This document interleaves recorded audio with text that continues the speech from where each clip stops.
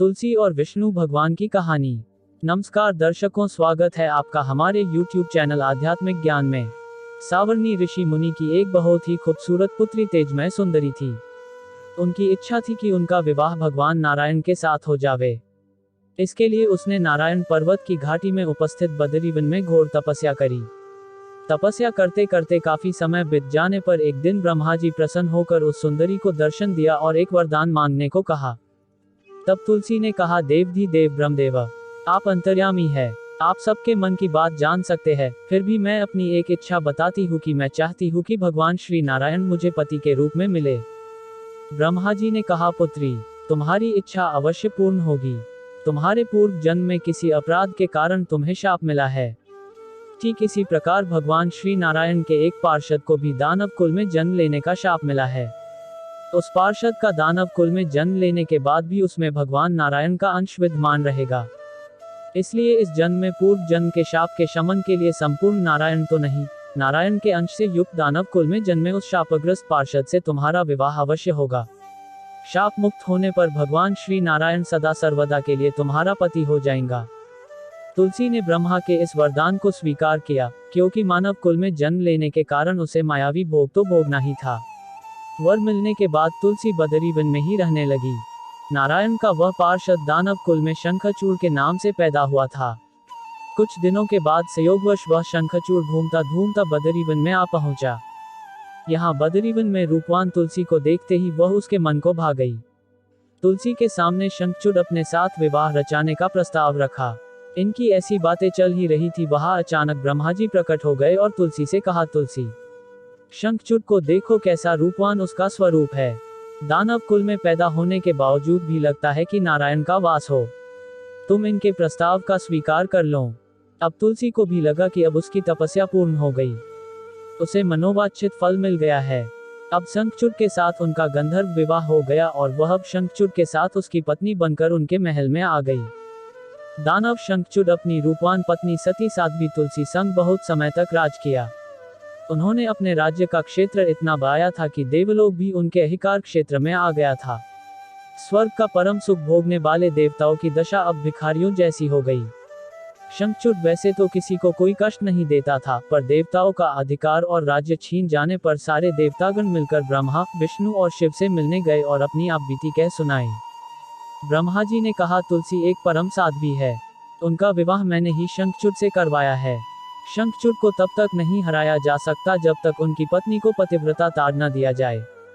विष्णु ने कहा, शंखचूड़ अगले जन्म में मेरा पार्षद था, वह तो एक शाप के कारण उसे दानव कुल में जन्म लेना पड़ा, और इस उनका दानव जन्म में भी इनमें मेरा अंश विद्यमान है।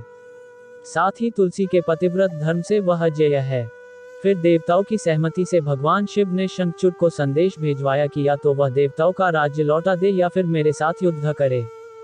शंखचूड़ शंकर के पास पहुंचकर भगवान शिव से कहा, देवाधिदेव, आपके लिए देवताओं की तरफदारी करना उचित नहीं है। राज्य में बढ़ोतरी करना हर राजा का कर्तव्य है। वैसे मैं किसी को दुखी नहीं कर रहा हूँ। आप देवताओं से कहिए कि वो मेरी प्रजा बनकर रहे। मैंने आपका भी कोई अपकार नहीं किया है। हमारा और आपका युद्ध शोभा नहीं देता। अगर आप मेरे हाथों हार गए तो बड़ी लज्जा की बात होगी। अगर मैं हार गया तो आपकी कीर्ति बहुत ज्यादा नहीं बढ़ेगी। भगवान शिव अपने मनोमन हंसे, क्योंकि वो सब जानते थे कि तुलसी और शंखचूड़ के शाप की सीमा खत्म हो चुकी थी। भगवान शंकर बोले, इसमें कीर्ति और लज्जा की क्या बात है। तुम देवताओं का राज्य लौटाकर उन्हें उनके पद पर प्रतिष्ठित होने दो। युद्ध से बचने का यही एक रास्ता है। शंखचूड़ ने कहा, मैंने युद्ध के बल पर देवलोक को जीता है। अगर कोई उसे वापस लेना चाहे तो मेरे साथ युद्ध के द्वारा ही वापस ले सकता है। ये मेरा अंतिम जवाब है, और अब मैं जा रहा हूँ। ऐसा बोलकर शंखचूड़ चला गया, और अपने महल जाकर उसने अपनी पत्नी तुलसी को सारी बात बताई और कहा, भोग, कर्म सब काल सूत्र में बंधा हुआ है। जीवन में हर्ष, शोक, भय, सुख, दैक, मंगल अमंगल घटनाएं काल से अधीन है। हम तो केवल नाम मात्र निर्मित है। संभव है भगवान शिव देवों का पक्ष लेकर मुझसे युद्ध करे। तुम चिंता मत करना, तुम्हारा सती तेज मेरी रक्षा करेगा। दूसरे ही दिन देवताओं ने भगवान शंकर के नेतृत्व में युद्ध छेड़ दिया। शंखचूड़ ने भी भीषण बाणों से उनका वेग रोक दिया। शंखचूड़ के प्रहार से देवताओं डगमगाने लगे। उसने मायावी शक्ति का प्रयोग करके मायावी युद्ध आरंभ किया। युद्ध स्थल पर वे किसी को दिखाई नहीं देता था, पर उसके अस्त्र शस्त्र प्रहार करके देवों को घायल कर रहा था। देवगण अपने हथियार चलाए तो किस पर चलाए, क्योंकि कोई शत्रु सामने दिखाई ही नहीं देता था, वो शंखचूड़। वैसे ही भयंकर युद्ध काफी दिनों तक चलता रहा, लेकिन शंखचूड़ देवताओं से पराजित नहीं हो रहा था। इस वजह से भगवान शिव ने विष्णु को कोई अलग उपाय करने के लिए कहा, नहीं तो मेरा सारा यश मिट्टी में मिल जाएगा। विष्णु भगवान ने सोचा, बल से शंखचूड़ को हराया नहीं जा सकता, इसलिए हमें छल का सहारा लेना होगा।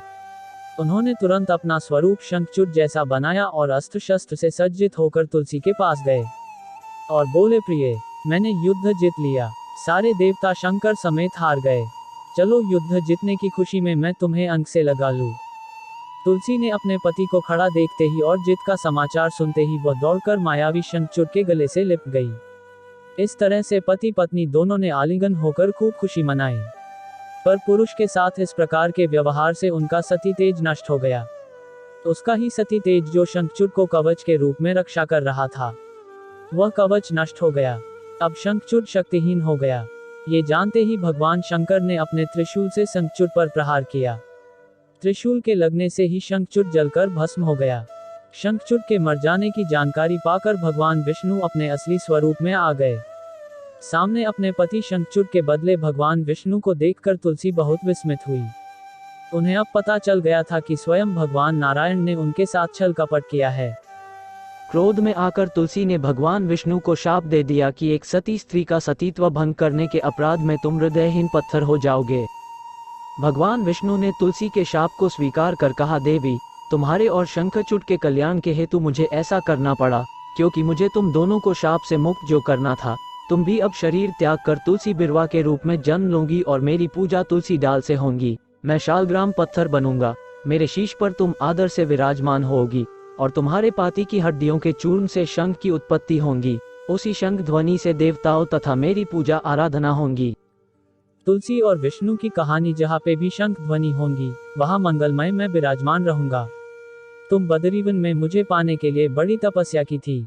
अब अगले जन्म में मैं नारायण प्रस्तर के रूप में बद्रीनाथ वन में स्थापित होऊंगा और मेरी पूजा अर्चना फल फूल से न होकर तुम्हारे तुलसी दल से होंगी। मेरे शीश पर विराजमान होकर तुम मुझसे भी ऊंचा पद प्राप्त करोगी। कथा सुनने के लिए धन्यवाद। चैनल को सब्सक्राइब